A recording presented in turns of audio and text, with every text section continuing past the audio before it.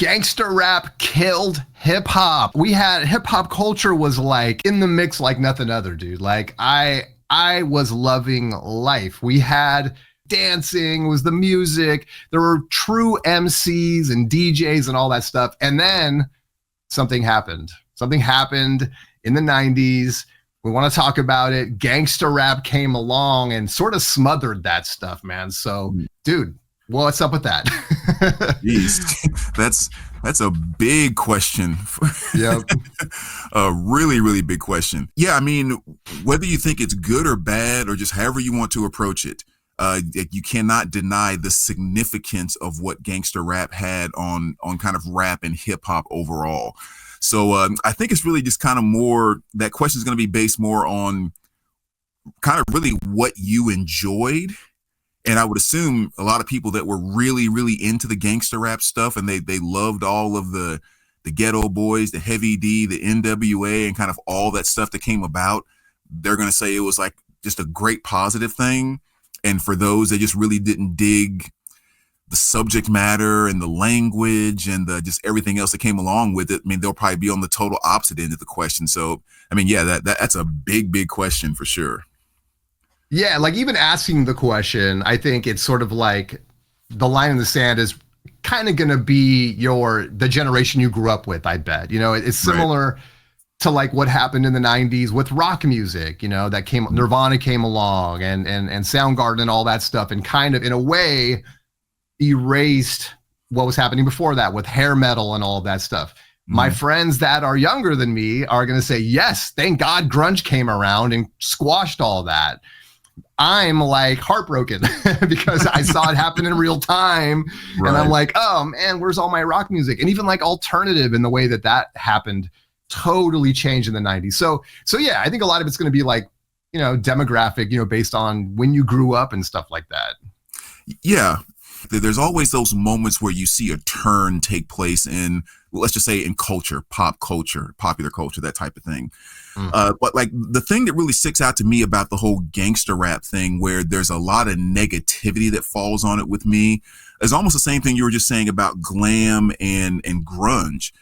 I love to see the turn. I love when new things come along and kind of stimulate. I'm not as excited when the turn is one that's kind of pulled by, for lack of better terms, the darker side of human nature. As much of that music that I liked and still like to this day, that is the piece that always bothers me about it. It took something that was really positive in the let's just say the black culture, especially mainly at that time. It took something that was positive, that was almost always connected around the idea of unity, around the idea of leaving whatever problems I have behind, like, you know, all of that stuff. And it was like, no. Let's make this something that actually can take you to the negative side of what's taking place within our culture, or, you know, within us. And I just don't think that's not necessarily a quote unquote good thing, you know? Yeah. Totally agree, dude. And I was actually watching this great video, an interview of Grandmaster Caz on Vlad TV, and he talks about this, and he talks about like a lot of it with music and popular music is driven by the industry. And so, you know, someone comes along like NWA or other bands that kind of preceded them a little bit, and then it's like it takes off, and maybe it's supposed to be a piece of it, you know, but that's not how the industry works oftentimes. They say, okay, this is the new thing. Like with grunge, we need as many bands out of Seattle as we can record. We need as many bands, creating this kind of rock music. We need people creating rap, this hardcore rap stuff and it's almost like the industry decides, okay, out with the old, in with the new, and they kind of force feed it to us in a way, I feel like. Yeah, I mean, you're exactly right. And like I said, I think the loss of some of those bands, like at the time, I mean, of course, there were still some that are out there. And but yeah, I mean, there was definitely just a very significant shift. And one of the easiest ways that I've tried to learn how to sum up this whole conversation is I've always said you can go to most album covers. And it's kind of one of those situations where I think we've talked about this before, where once upon a time, that is what you saw on an album cover. Yep. Right? Dudes smiling. It's like if you're walking down the street and you walk across or open a door and you see one of these guys like this on the other side of the door, it's a pleasant day, right? You walk down the street one day and you see this. It's like, to me, that is such worlds apart about like what the value system is and what was kind of taking place. And again, of course, I have both records because I love both of them.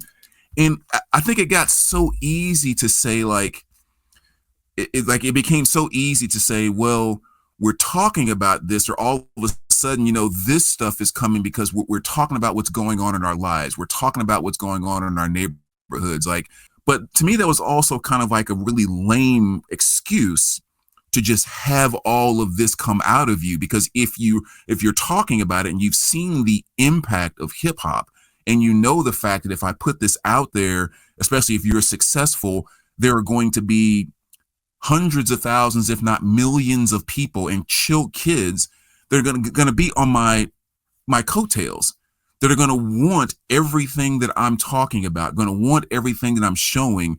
So yes, I believe it's the reality of what's being put out there, or what's going on within your community, your life, your neighborhoods. But at some point in time, you have to take responsibility for the power that you have inside of it. Why aren't you offering me just as many solutions as you are telling me about how many people that you've shot inside of your album? Right, and some artists did that, where they did try to bring some of that to the table. But like you said, when the labels and all of that kind of seem, this is where the money seems to be, this is where, not only is it being sold in this community, but this is also the stuff that people outside of this community also want. They just start shoveling dollars and feeding it, and they just want the next MF, the next MF, the next MF, and the next MF. And like all of a sudden that culture is just saturated with that. Yeah. It's a great point, man.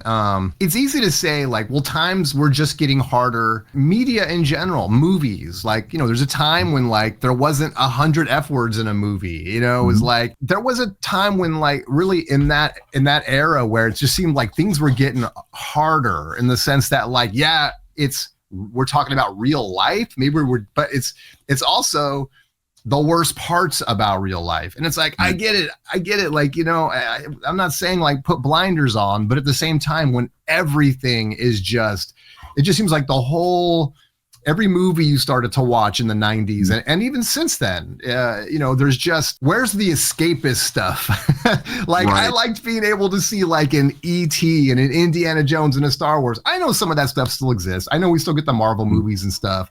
But now anytime I watch like a drama or even comedies and stuff, like there's just all this like injected stuff in there that didn't really used to be there.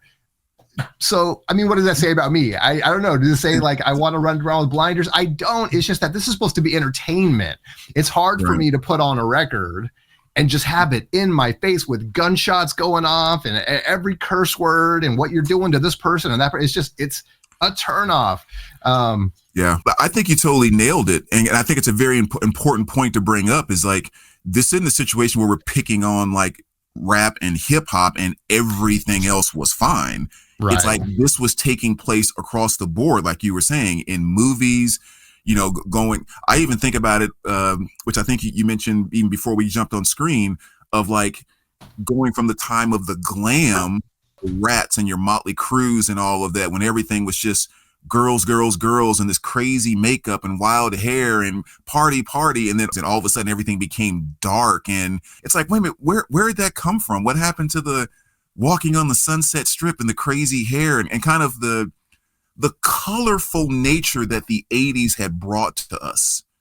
Right. The neon, the overdone makeup, there was just something that was colorful and positive about it, even when we were being dirty about it, Right. Yeah, it's like, that's what you're making me think of. Actually, the term I want to use is subtlety, like, and like artistry. When you couldn't just say whatever you wanted or show whatever you wanted. It's like a Hitchcock film. A lot of people are going to be like, Hitchcock, that's like 100 years ago. But there's an artistry to the subtlety of it, getting your point across in a way that's artistic rather than like so direct. you're sending the same message. To me, you're just doing it in a way that's a little more creative. I think the same thing happened in music too. I'm not saying we need to go back to I want to hold your hand, but it's just there's a point, like how far can you actually take it? Like a horror film, like I like a little suspense. I like to have to use my imagination a little bit. And it just wasn't like that for a period of time. But I think that one thing from someone who's not really, really into a lot of the new artists, I have this automatic association that every time I put on or hear a new hip hop record, there's going to be some sense of like some auto-tuned mumbling type of something. And again, me not knowing a lot of current artists, I think that just maybe says something that just with what I do catch in my ear, that's what I'm experiencing. And that's what I'm associating with modern day hip hop. Yeah. And then that might be one place I think to actually go back and maybe where you do give gangster rap maybe some credit, if you will, is I do think it was the first form that kind of opened the door to say that there are multiple different avenues to how you can go about this rap and hip hop thing. Right. Because really kind of prior to that, it was mostly here's a beat, here's how you rhyme over it, and everyone was kind of doing the exact same thing. And I think one of the first branches to really kind of break out of that was more of the gangster rap thing. But I think that also prompted a lot of other artists to say, I'm not going that route. Like I believe more in a black excellence, more of a kind of back to knowledge, back to the motherland, like going this whole different direction of experiences. And I think just like any door that you open, something comes in that's good, something comes in that's bad. And that is a great point, because it's sometimes to figure out where that line is or where that sweet spot is to go beyond it. Otherwise you can never know how far you can take it. And we definitely have seen a lot of that in the last couple generations of just, let's turn it up to 11 and then let's just see where the pieces fall, and maybe that's where we are. Again, that's not a discussion for me to even really have, because same as you're saying, like I don't even listen to a lot of modern music. I don't feel like it's made for me. I'm not the person that people are writing music for anymore. But I'm sure there's not a lot of younger people watching this video. But if they are, let us know, man. And the other thing I would stress too, just to make sure people are clear as we're listening to this, like I think it's okay to critique any type of music, to say whether you think it, blah blah blah. But like under no circumstances is this video about, or do I think like hip hop should have been, censored more or anything of that nature. I mean, because I have purchased a gazillion tapes and albums over my lifetime that fall right into that gangster rap category. Right. And again, I love Ice Cube. I love Too Short. Like I love all of that stuff.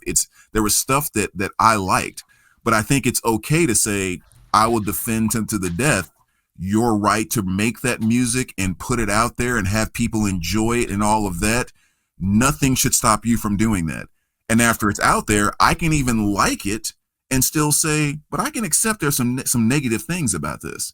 Like all of that stuff can exist at once. And I think hip hop is just kind of one of those prime topics or prime categories I think you can effectively do that with. Yeah, you absolutely nailed it. I'm so glad you said that. Yeah, it's not about censorship. It's not about, things should have gone differently or anything like that. But I think it's still good to have a conversation about it.